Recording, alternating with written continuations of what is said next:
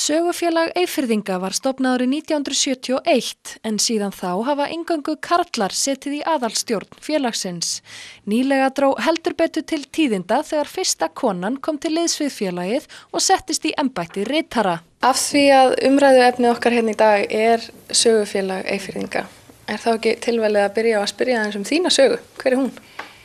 Já, ég er fædd hér fyrir norðan, fæddist á Svalbarðseyri og ólst þar upp. Og menntaðist náttúrulega bara hér á Hrafnagili og svo hérna á Akureyri, er stúdent hérðan úr Verkmenntaskólanum á Akureyri.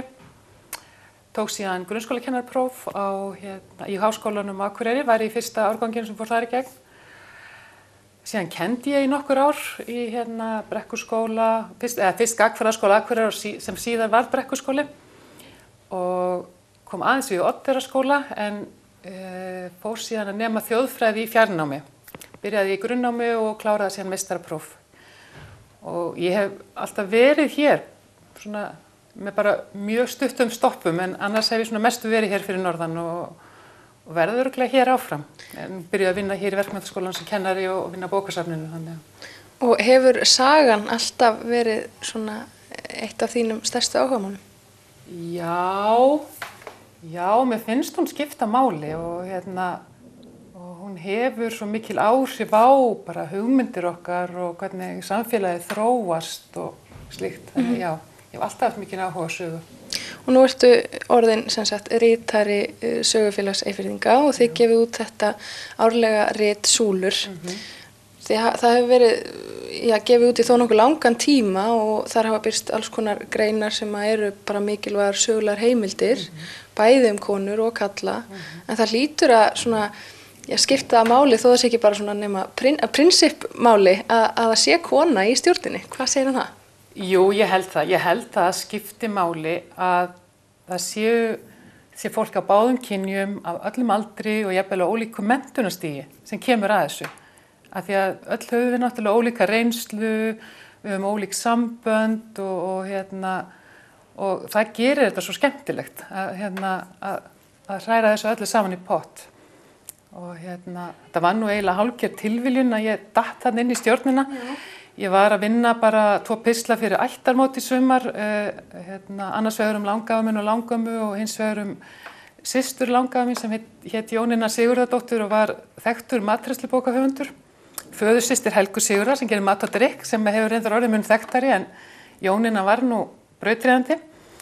Og þar rakst ég á Jón Hjaltason, formann félagsins, og hann spurði hvort ég væri til í að koma þarna og taka þátt í starfi stjórnarinnar og ég var nú ekki alveg viss hvort ég hefði tímið það fyrst en svo ákvað ég að láta slag standa og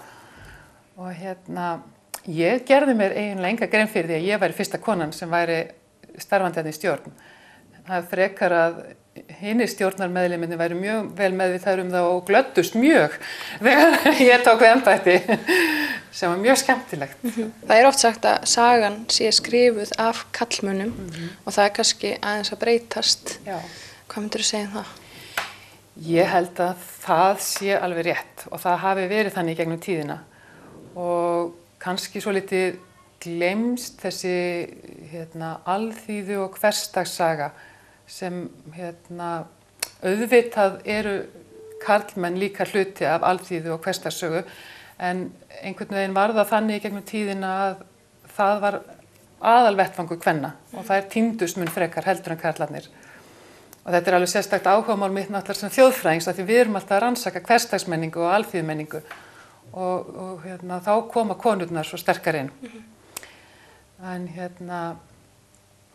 já, þess vegna held ég að sé mikilvægt að við drögum fram það sem þær hafa gert oft bara á bakvið tjöldin og hvernig þær hafa unnið að því að gera samfélagi betra og hjálpa börnunum sínum áfram til þess að þau kæmust lengra og eitthvað slíkt.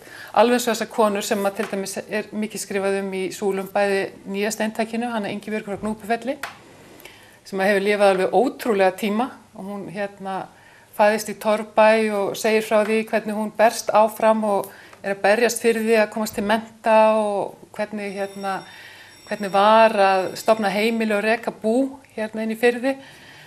og síðan eftir Málfríður Sigurðar sem verður í næsta eintaki, hvernig hún hvernig hennar heimilisaðstæður voru þegar hún var barn, sem allt öðruvísi heldur en það sem við erum upplifað í dag og þessir erfiðleikar sem þær sigruðust á, bara svona í rólegheitum en hafa skilað okkur sko, áfram og hjálpað okkur nútímakonunum svo mikið. Þetta eru svona kvundagshetjur, mætti segja það. Já, en Málfríður náttúrulega gerði svo ótrúlega margt, hún verður náttúrulega alþingismaður og ég hlakka mjög mikið til að lesa viðtali í heild, það hún segir frá ferðum sínum til Sovétríkjanna eftir að hún fór, rétt eftir að Berlínarmúrinn féll og hún segir frá ferðum sínum landið þar sem hún sennilega búin að heimsækja öll frystihús landsins og síðan veit ég ekki enn hverju hún svarar en ég veit hún spurð að því hvort það verið mistök að leggja niður samtökum kvennalista en við verðum að bíða það til í vor til að koma að staði hvað hún segir. En skiptir þá ekki líka máli svona jafnóðum að skrá okkar samtíma sögu að horfa ekki alltaf mjög langt aftur í tímann?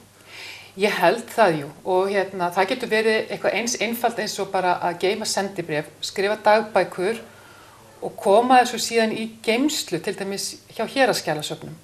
Við þurfum ekkert að hafa þetta opið strax, þetta má vera lokað í einhver áratugi en fyrir sagnfræðinga og þjóðfræðinga og bara aðra svona alþýðufræði fólk sem mun skoða þetta í framtíðinni, þá er svo gott að hafa þessar heimildir bara þetta venjulega líf sem okkur finnst svo ómerkilegt, okkur finnst ekki taka því að skráða.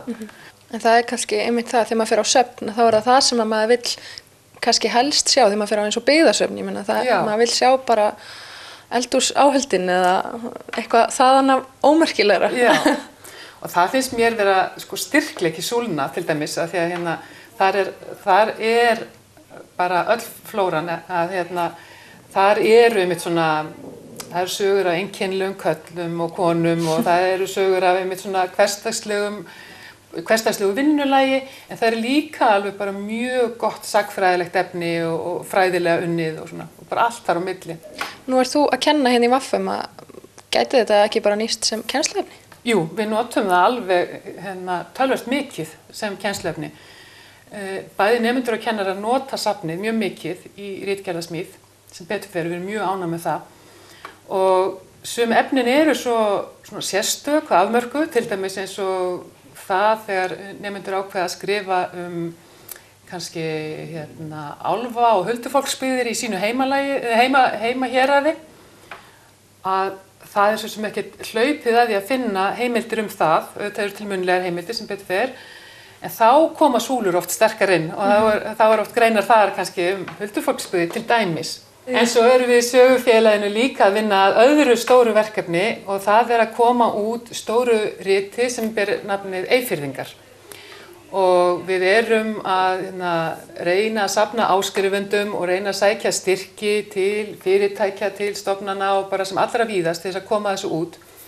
Af því að þetta er stórmerkilegt rit þetta er ábúendatal en þetta er svo miklu meira en ábúendatal. Þetta er verið að rekja sögu bæjana í sveitinni, Framan, Glerár og Varðgjár og sögu fólksins sem bjóðar alveg, fyrst var byrjað alveg farið til manntalsins 1703 en síðan var farið jafnvel enn aftar og til landnáms og allt fram til ársins 2000.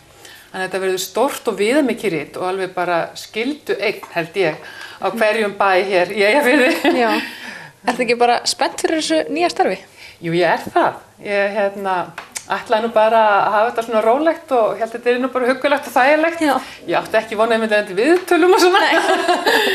En mér finnst þetta mjög skemmtilegt og þetta er alveg frábær hópur sem ég er að vinna með og svo hvet ég náttúrulega sem flesta til þess að gerast áskrifendur. Þið geta haft samband við mig eða einhvern annan sem er í stjórninni. Og líka bara endilega starfa með okkur.